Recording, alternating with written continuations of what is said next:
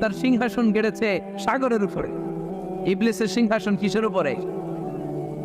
বিশাল বড় সাগর আর মহাসাগরের উপরে ইবলিস শয়তান তার সিংহাসন নিয়ে বসা। প্রতিদিন সকালবেলায় শয়তানগুলোরে মানব রাজ্যে পাঠিয়ে দেয়, যা তোরা মানব রাজ্যে চলে যা, যে মানুষকে ওয়াসওয়াসা দে, ওয়াসওয়াসা দিয়ে খারাপ কাজ করা। সারাদিন খারাপ কাজ করার পরে কি কি ওয়াসওয়াসা দিল, কি কি খারাপ কাজ মানুষের মধ্যে ঘটালো, সন্ধ্যাবেলায় সব শয়তান এসে ইবলিসকে বয়ান শোনায়। সন্ধ্যাবেলায় শয়তানগুলো এসে বলে, আমি এক লোককে দিয়ে মিথ্যা কথা বলিয়েছি। আরেক শয়তান বলে, আমি নামাজ কাজা করিয়েছি এক আল্লাহর বান্দাকে দিয়ে। আরেকজন বলে, আমি ওজনে কম দিয়েছি।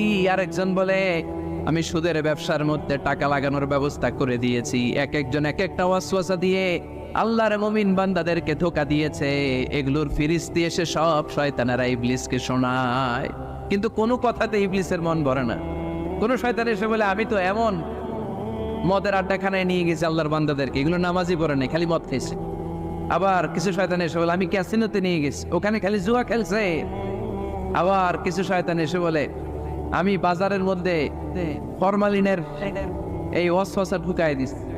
একটার পর একটা শয়তানি ফিরিস্তি তারা ইবলিসকে শোনায়, কিন্তু কোনো কাজে ইবলিসের মন ভরাতে পারে না। একজন এসে বলে, আনা মা তারাকতুহু বাইনার রাজুলি ওয়া ইমরাআতি হাত্তা ফাররাকতু, আমি একজন ইমানদার নারী পুরুষের মধ্যে ঝগড়া লাগাইয়া ওই ঝগড়া বাড়াতে তালাক পর্যন্ত নিয়ে গেছে।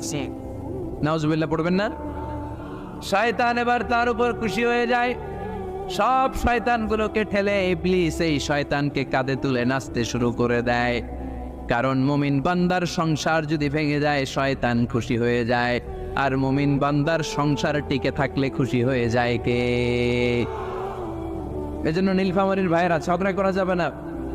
দাম্পত্য জীবনকে সুখী করতে চাইলে ঝগড়াকে আমরা নো বলে দিব। ঝগড়া অনেক সময় হবে, কিন্তু এটাকে বাড়তে দেওয়া যাবে না, এটাকে আমরা স্পেস দিব না, ওইখানে থামায় দিতে হবে। রাজি আছেন তো সবাই?